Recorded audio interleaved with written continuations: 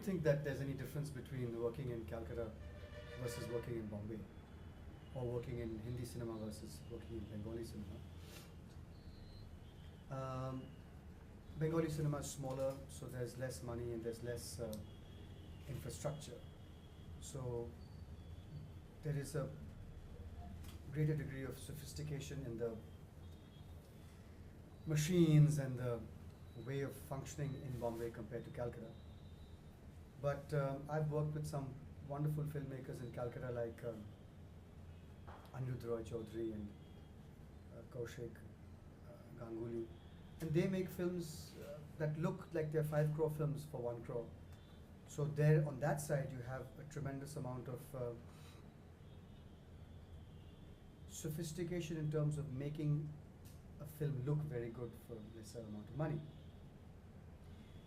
If there is one difference between the two kinds of cinema today, it is that there's been a huge renaissance of cinema that appeals to the middle classes and the upper middle classes in Calcutta.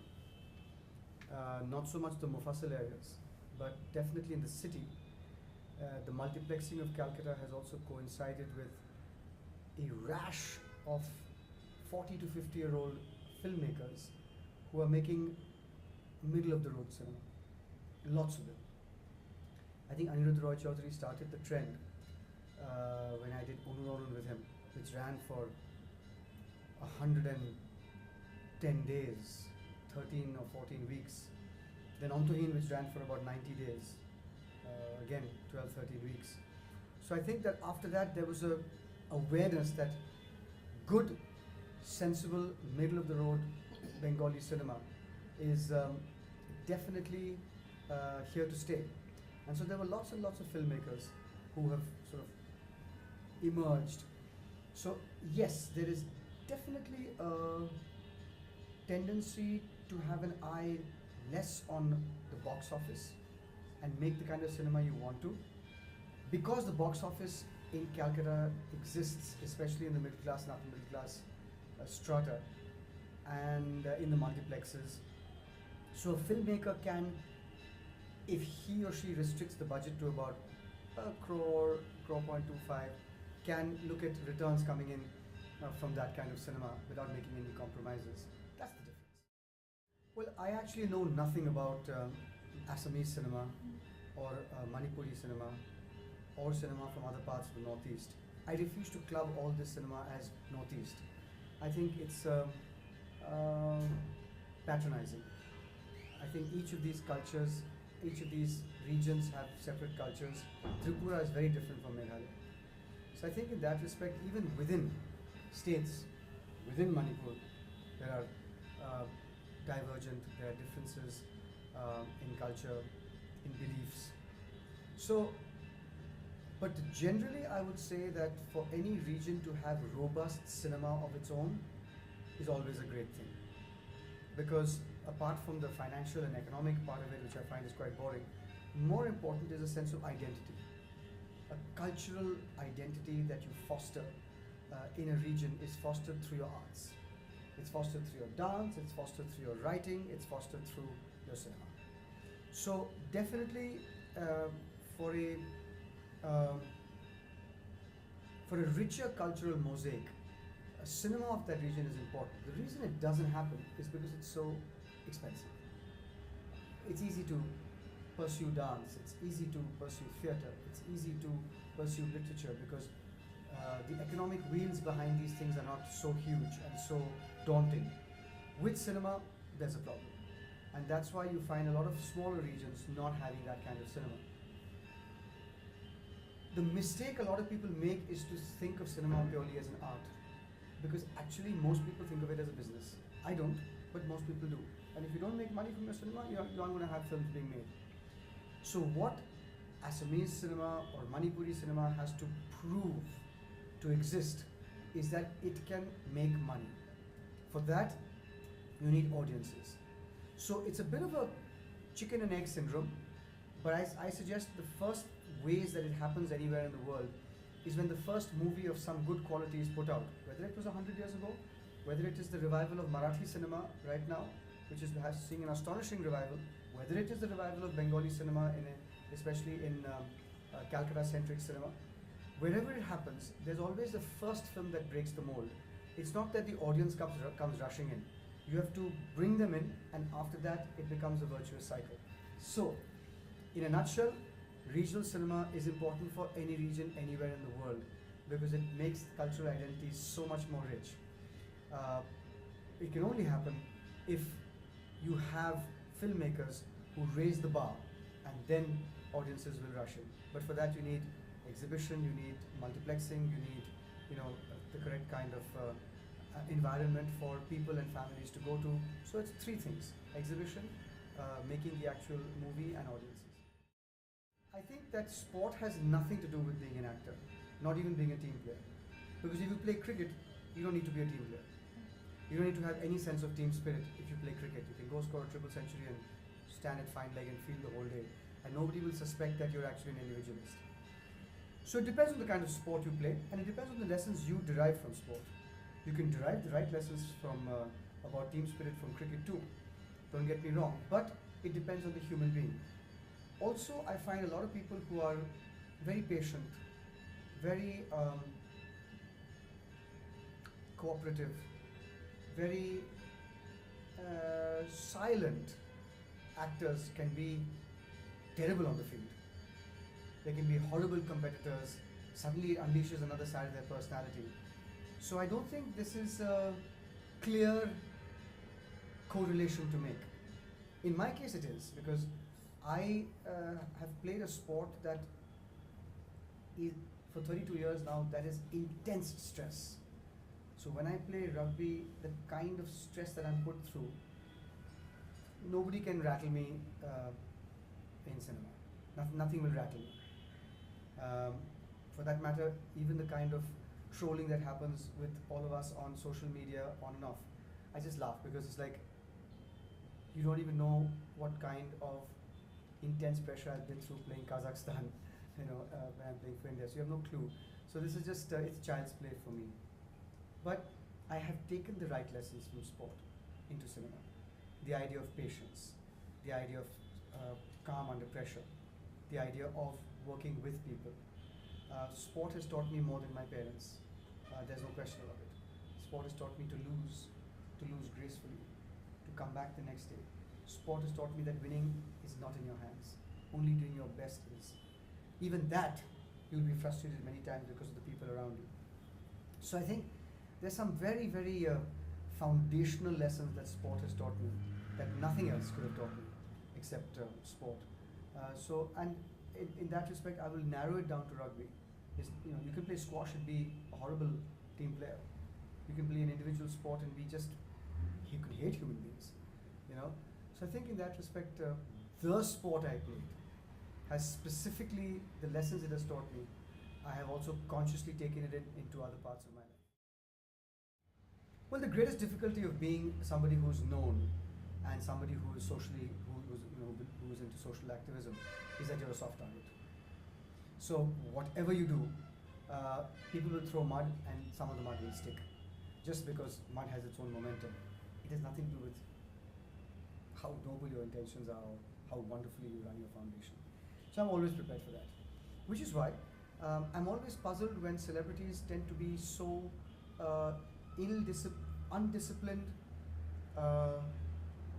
lawless in their lives, with a sense of entitlement that boggles my mind, because I find it works the opposite with me.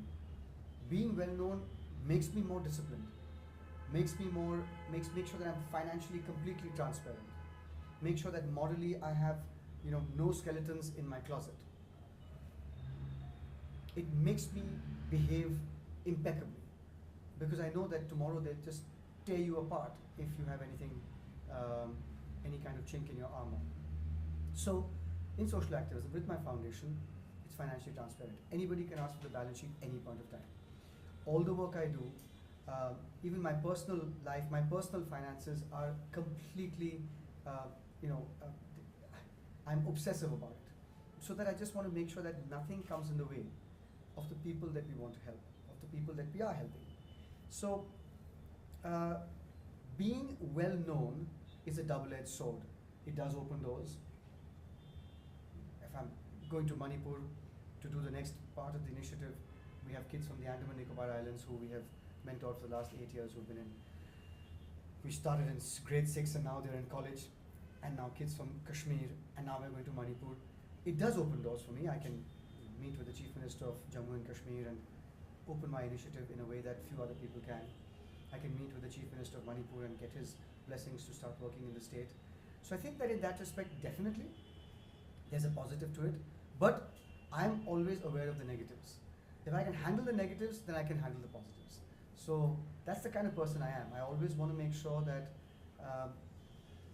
I never forget that nothing is to be taken for granted.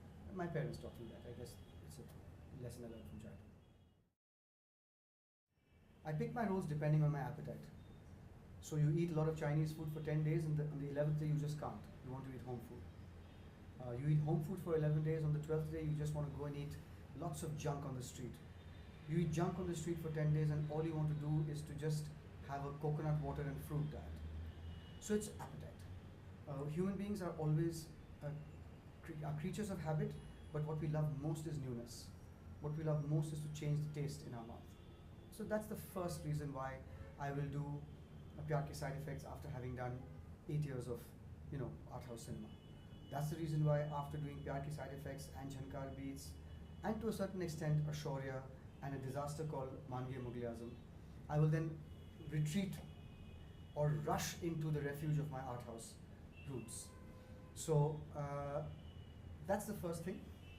Within even the art house, and I'm very clear now that I see myself too small an actor to get lead roles in mainstream cinema, but decent enough to get lead roles in small art house cinema, be it in Bengali, Hindi, or even Tamil, for example, in Vishwarupam, although it's a big action film.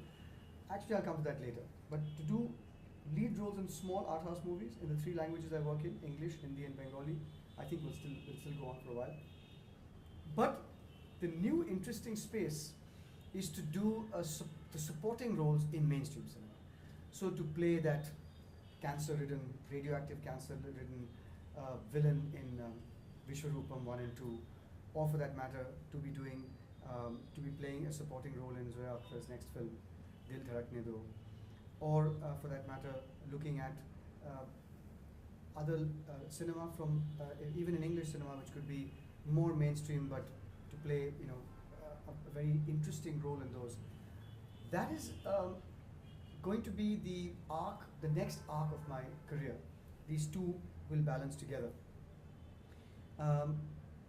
Finally, I think more than anything else, now I am only interested in legacy. I don't mean that in an egoistic way. I mean that film lasts forever. A film of yours comes on and on for 15 years. You'll see it, if you're lucky, on 90 different channels across the next, X amount of months. So you know that film lives on way after you're gone. This is not an article in a newspaper, and even that is stored now electronically. So I'm really concerned with the fact that when I say legacy, what I mean is I must sleep well at night. I'm losing the resilience to be bad, or the strength to look at your mistakes. I don't want to make them. So I want to really kill myself, work hard, and just for months before I get into something, so that the sheer relief when you do it is, there's never a feeling of triumph. There's always a feeling of relief that, okay, after watching Shaurya, or after watching Mr. and Mrs. Iyer, or after watching English August, or Before the Rains, Japanese Wife, there's a great sweet sense of relief that, okay, I don't have to suffer for this, because I take acting and cinema so I'm not religious, I don't believe in God. This is my worship. This is what I live for. Every member of the audience is somebody who I have just the deepest gratitude towards, and I can't let them down. Every rupee they've paid must be worth it. They must come there and say, yeah, he, as they say in rugby, he left his body on the field for them, so that they come away saying we were respected. I think that film festivals per se are festivals that I can never say no to. Because what is it? It's a celebration of what I do. It's a celebration of why I exist. It's a celebration of every single rupee I've earned till now. It's a celebration of every single piece of praise I've earned till now. Why would I not be a part of it? If they want to show my film, even better. But even if they don't. The second irresistible reason is that it's going to be in a region I know nothing about. Apart from Janu Barua, what do I know about Assamese cinema? What do I know about Manipuri cinema? We're starting an initiative in Manipur with kids there, and all the kids I spoke to, their first heroes in cinema were not Hindi movie heroes. They were Manipuri cinema heroes, which is phenomenal. How wonderful is that? So, I'll get to know something by coming here. I'm selfish. I'll be here, I'll get to know things, it'll add to my knowledge base. And thirdly, if in some incredibly fortuitous manner there's a film festival in a region that not only talks about Assamese cinema but looks at cinema from this entire part of the world, whether it's Arunachal, whether it's Nagaland, whether it's Mizoram, I mean there's cinema from everywhere. So that in itself is a straight up reason to be here, because the people in Guwahati are being exposed to all kinds of cinema, which is if it helps that I'm here, which is fantastic. So 3 reasons: I learn, the audiences learn about cinema from different places, and this is to do with, it's a festival of film. It's if you asked a cobbler whether he would attend a festival of the greatest shoes or the most beautiful shoes available, I mean, which cobbler would say no? They would be there. I'm playing a supporting and a wonderfully constructed role in Zoya Akhtar's next film, Dil Dhadakne Do. I'm playing the lead in a soulful, sweet, sad love story called Jeene Do. It's a role of a lifetime. I am working with Aparna Sen on the sequel of Mr. and Mrs. Iyer, which will feature Konkana and me. And finally, I am finishing a Bengali film called Shondhe Nawar Age, which is a detective, a newly created detective. Bengal has a history of detective fiction, but this is a new Bengali detective that I have kind of co-created with the director, Ritubroto Bhattacharya. And Vishwarupam 2 awaits release, that's ready. Sheshar Kobita, Shubhan Mukhopadhyay's version of Rabindranath Thakur's eponymous novel is also ready for release.